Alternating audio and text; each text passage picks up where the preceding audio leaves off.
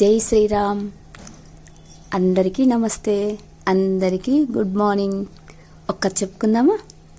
ఒక ఊర్లో ఒక నాన్నగారు అంటే అతనికి ఒక ఫ్యామిలీ, ఒకే బాబు ఉంటాడనమాట.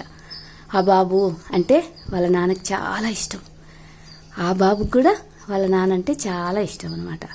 ఎక్కడికి వెళ్ళినా ఆ బాబుని తీసుకుపోతూ ఉంటాడు. అలా ఉన్నప్పుడు ఇలాగే వేసవికాలం వస్తూ ఉందన్నమాట. వచ్చినప్పుడు ఆ బాబుని ఏం చేస్తాడంటే, తిరునాళ్ళు అని జరుగుతాయి కదా, అంటే ఎగ్జిబిషన్ అటువంటివి అనమాట. అట్లా జరిగేటప్పుడు బాబును కూడా తీసుకొని వెళ్తాడు తనతో పాటు. తను సామాన్య మానవుడు, అంటే ఎక్కువ డబ్బులు ఉండవు, మామూలుగా ఉంటాయి. ఈ బాబు ఏం చేస్తాడు అంటే, కనిపించిన బొమ్మలు మొత్తం నాన్న అది కావాలి ఇది కావాలి అని అడుగుతూ ఉంటాడు. ఆ బొమ్మలు అడిగినప్పుడల్లా తన జోబి మీద చేయి పెట్టుకొని తడుముకుంటూ ఉంటాడు. ఆ బొమ్మలు అంటే కాస్ట్ ఎక్కువ చెప్తారు మామూలుగా, ఇంత అవసరమా, ఇంత ఇప్పుడా అని ఆలోచించుకుంటూ ఉంటాడు.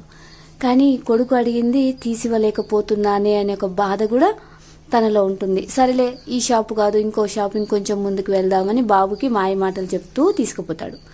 తీసుకుపోయిన తర్వాత అలా జనాల మధ్యలోకి వెళ్ళిపోయేసరికి అతని ఫ్రెండ్స్ కనిపిస్తారు. ఫ్రెండ్స్ కనిపించగానే తనతో మాట్లాడుతూ ఉంటారు. ఎవరైనా పలకరిస్తే మాట్లాడతాం కదా.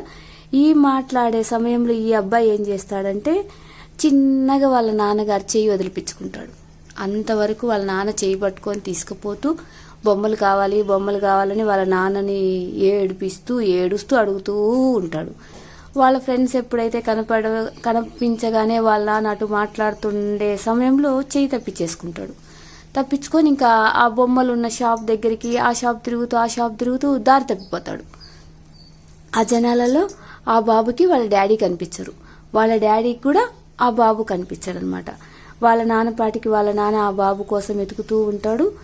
ఈ బాబు కూడా నాన్న కావాలి అని వెతుకుతూ ఉంటాడు. ఈ లోపల అక్కడ ఉంటారు కదా బొమ్మలు అమ్ముకునే వాళ్ళు కానీ మిగతా వాళ్ళు కానీ, అక్కడ కూర్చొని ఆ బాబును తీసుకొని ఒక దగ్గర కూర్చోబెట్టి ఆ బాబు గుక్క తిప్పకుండా మా నాన్న కావాలి అని ఏడుస్తూ ఉంటే, ఆ బాబు ఏడిపించడం కోసము ఇది వరకు అయితే వాళ్ళ నాన్నని ఏ బొమ్మలు అవైతే అడుగుతూ నాకు ఇది కొనివ్వు అని అడుగుతున్నాడో, ఇప్పుడు ఆ బొమ్మలే వాళ్ళు ఇది తీసుకొని ఏడు పాపు ఇదిగో ఈ బొమ్మ తీసుకో అని అడుగుతుంటే, నాకు ఏమి వద్దు, నాకు ఇది వద్దు, మా నాన్న కావాలి, నాకు ఈ బొమ్మ వద్దు, మా నాన్న కావాలి అంటున్నాడు అనమాట.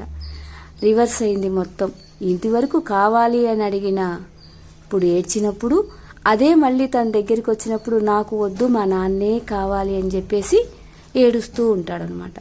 ఎన్ని బొమ్మలు ఇచ్చినా, ఎన్ని తినడానికి పెట్టినా, డబ్బులు ఇచ్చినా, ఏమి ఇచ్చినా ఇవి ఏమీ వద్దు, నాకు మా నాన్న ఒక్కరుంటే చాలు అని చెప్పేసి ఏడుస్తూ ఉంటాడు. వీళ్ళందరూ చుట్టుపక్కల వాళ్ళు ఓదార్చిన కాటికి ఓదార్చి ఇంకా చేత కాదు వాళ్ళకి, ఏం చేత కాక గమ్ముగా వాడు ఏడుస్తుంటే చూస్తూ ఉంటారు. ఈ లోపల వాళ్ళ నాన్నగారు అక్కడ ఇక్కడ వెతుక్కుంటూ చిన్నగా ఆ బాబు దగ్గరికి చేరుకుంటాడు. అప్పుడు వాళ్ళ నాన్నని చూడగానే ఆ అబ్బాయి పరిగెత్తుకుంటూ వచ్చి వాళ్ళ నాన్నపైకి ఎగిరి అతుక్కొని, అప్పుడు వాళ్ళ నాన్నని ఎంత ఇష్టంగా అద్దుకుంటాడంటే అంత ఇష్టంగా అద్దుకుంటాడనమాట. అంటే అప్పుడు తెలిసి వచ్చింది వాళ్ళ నాన్న విలువ అంటే ఏంటో. వాళ్ళ నాన్న జాగ్రత్తగా పట్టుకున్నప్పుడు వదిలించుకున్నాడు. వాళ్ళ నాన్నను వదిలించుకున్న తర్వాత తెలిసింది వాళ్ళ నాన్న అంటే విలువ. అలాగే ఈ ప్రాపంచిక జీవితంలో మనతో భగవంతుడు ఉన్నంతసేపు మనకు విలువ తెలియదు. ఎప్పుడైతే మనకు కష్టాలు అవి వచ్చినప్పుడు అప్పుడు కావాలి మనకు భగవంతుడు. అట్లా ప్రాపంచిక విషయాల మీద మక్కువ తగ్గించి భగవంతుడు అనే తండ్రి మీద ప్రేమను, స్వచ్ఛమైన ప్రేమను చూపిస్తూ మన జీవన విధానాన్ని గడిపితే ఆ భగవంతుడు తండ్రిలాగా ఎప్పుడు హక్కున చేర్చుకొని ఎంతో ప్రేమగా మనల్ని చూసుకుంటాడు. Thank you Sairam.